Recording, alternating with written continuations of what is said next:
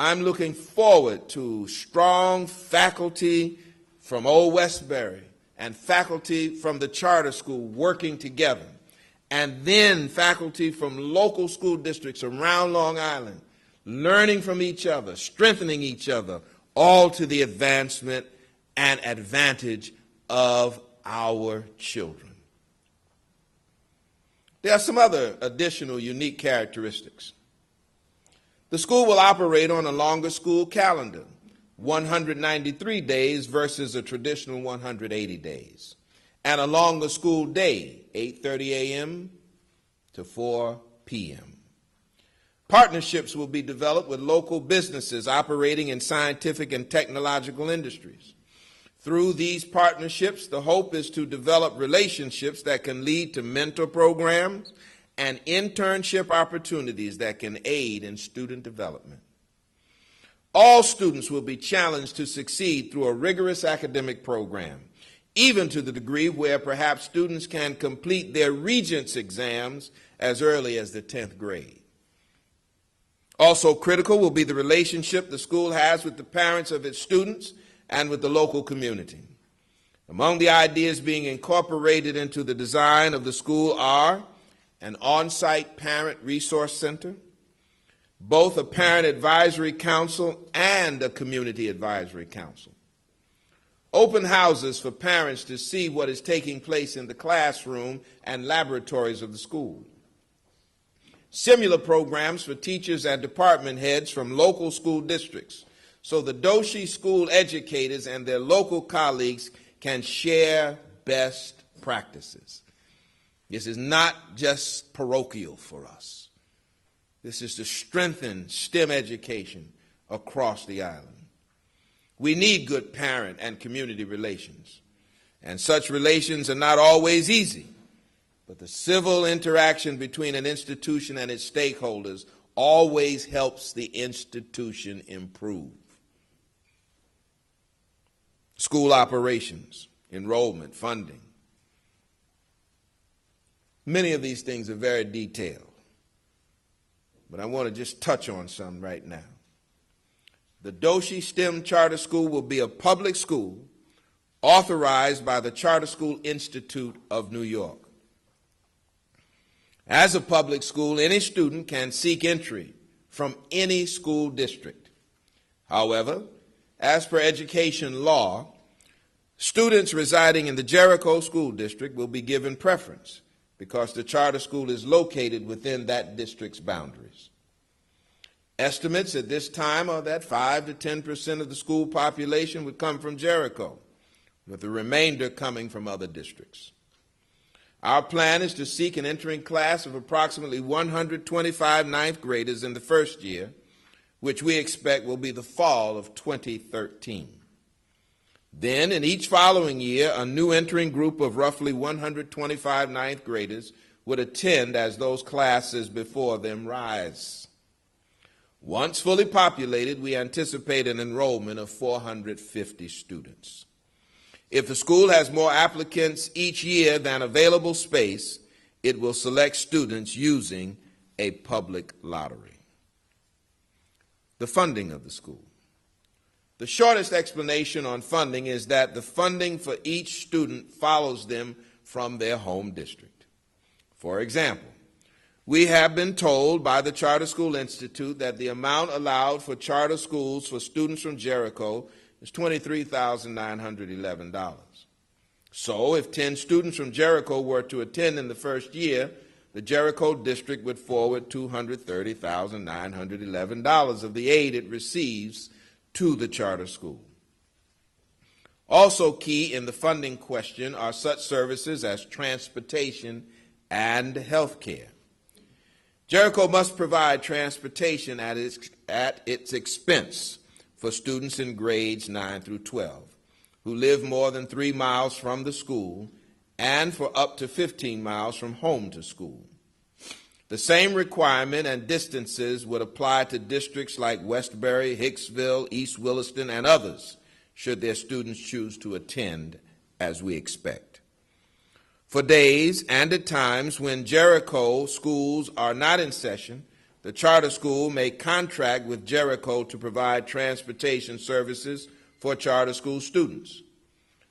Parents of students ineligible for transportation under education law will be responsible for providing transportation for their students. Special education students' eligibility is based on their individual education program, IEP. Transportation for special education students may be provided by the school district of residence, the charter school, or another provider. Parents who seek transportation services for students must submit written requests to Jericho by April 1st of the year the student will attend the charter school. Health services. Jericho will be responsible for provision of health services in a manner that is equivalent to services provided to students in public schools, including those students at Jericho. Our intention is to request services from Jericho with sufficient time to allow Jericho to incorporate cost of services into its budget and staffing plans. For charter school students who are not residents of Jericho, our understanding is that the District of Residence will contract with Jericho for these services. The expense of critical services like transportation and health care is often a criticism of charter schools. But that in this project, we are only asking for what the law calls for and allows. After being told by the Charter School Institute that our application is satisfactory, we expect that parties involved, SUNY College at Old Westbury, Jericho Schools, and the AU Foundation, will work to ensure the most efficient and cost-effective means of delivering these services. School operations. I must point out that publicly funded school aid is not the only place funding can come from. Once the school is established, the law requires that it become a self-governing, not-for-profit corporation, in essence, a sort of one school district. As a not-for-profit, the school will be in a position to seek out philanthropic support and grant opportunities. The supervision of these efforts will fall to the Board of Trustees of the charter school, which is being developed in concert with the proposal. This will likely be a critical role of that board as we expect to create high quality programs whose expenses may rise above those of traditional high schools, science and math programs. Also monitoring the school's performance closely will be the Charter School Institute. The Institute reports to the Charter School Committee of the Board of Trustees of the State of New York. Those trustees are appointed by the governor and approved by the New York State Legislature. The Charter School Institute is charged with evaluating initial applications for the opening of charter schools, ongoing monitoring of student academic performance, and overall school operations, and for presenting findings and recommendations regarding the renewal of a school's charter to the state university trustees. The Doshi STEM Charter School will be located on the college campus, likely in a section of our old academic village. Our planning currently shows the need for at least $5 million in renovations for the school to be fully functional with the classrooms, laboratory spaces, and more that such a school will require. While a final determination has not been made, the AU Foundation has indicated its willingness to support the renovation. In making this facility ready, the college and AU Foundation will be required to meet the codes and regulations of the New York State Education Department relating to safety, occupancy, accessibility, and more. A competitive procurement process will be used to identify vendors for this and all capital projects related to the charter school. The initial facility renovation plans provide for a total of 5 classrooms, 3 STEM laboratories, a cafeteria, library, media center, study room, parent resource center, and other administrative and public spaces.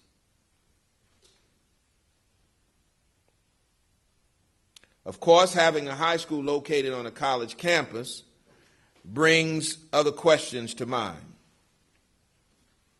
Security, for example.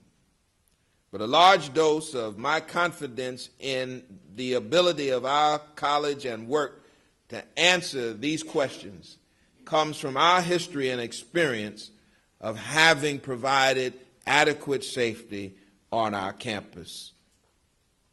I have little, if any, concern about this. So, what's next?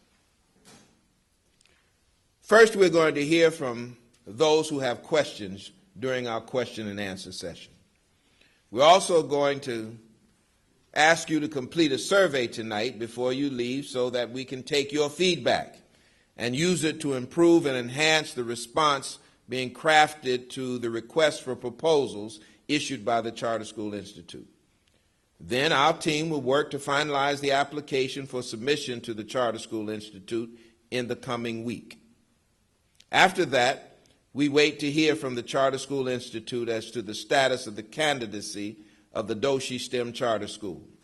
And we will continue to meet with community leaders, local school officials, and more to ensure that we are being responsive to the ideas and concerns of those who share our Long Island home. And so I'm happy to see you. Thank you for coming. It's a lot to digest. I'm sure you have your questions, and we look forward to trying to respond to them as best we can. Some questions I'll be able to answer directly. Some I'll have to call on those who work on our team. But we are going to address the concerns that will be raised here tonight. Thank you for listening to this presentation.